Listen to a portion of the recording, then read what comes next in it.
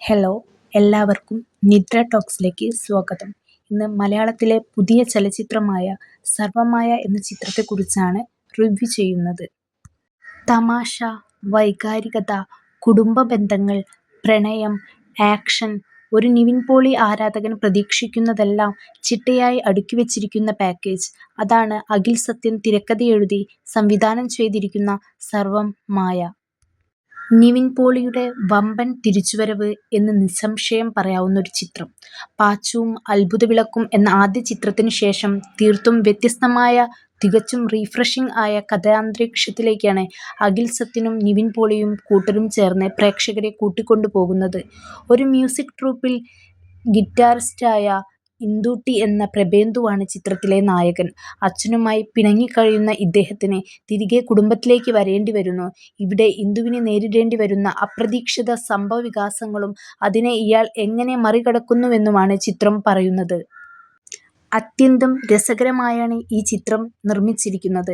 ആദ്യത്തെ 15 മിനിറ്റിൽ തന്നെ പ്രധാന കഥാപാത്രം ആരാണെന്നും ഇയാളുടെ പശ്ചാത്തലം എന്താണെന്നും കൃത്യമായി പറഞ്ഞുവെക്കുന്നുണ്ട് സംവിധായകൻ. ഈ രസച്ചരട് മുറിയാതെ കൊണ്ടുപോകുന്നതിൽ അഖിൽ സത്യൻ വിജയിച്ചിട്ടുണ്ട്.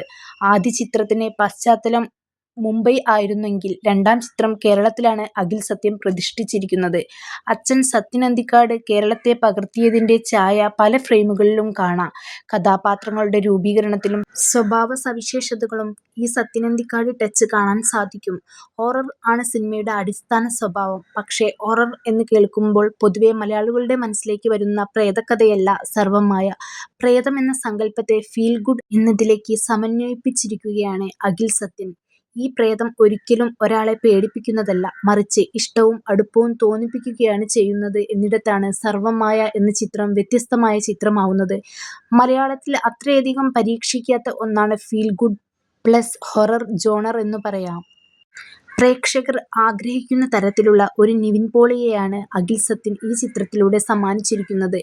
ഊർജ്ജസ്വലനായ, അബദ്ധം പറ്റുന്ന, ചമ്മുന്ന, നിരാശയനുഭവിക്കുന്ന, കൺമുന്നിലെ സത്യം തിരിച്ചറിയുന്ന പ്രഭേന്ദുവായി കളം നിറഞ്ഞാടുകയാണ് നിവിൻ പോളി. ഉറ്റ സുഹൃത്തായ രൂപ എന്ന രൂപേഷായി അജു വർഗീസും കയ്യടി നേടുന്നുണ്ട്. നിവിൻ അജു കോംബോയിൽ നിന്ന് പ്രതീക്ഷിക്കുന്നതെല്ലാം ഇന്ദുട്ടിയും രൂപയും ചേർന്ന് നൽകുന്നുണ്ട്.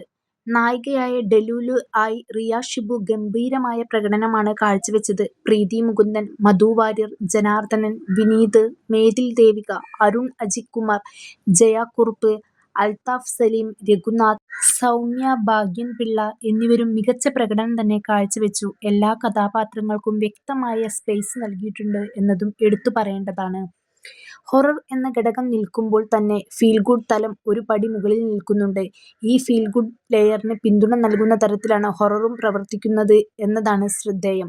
കഥാപാത്രങ്ങൾ തമ്മിലുള്ള വൈകാരികമായ ബന്ധത്തിനും ബലമേകുന്നത് ഈ ഹൊറർ എലമെന്റ് ആണ് എന്നതും എടുത്തു പറയേണ്ടതാണ്.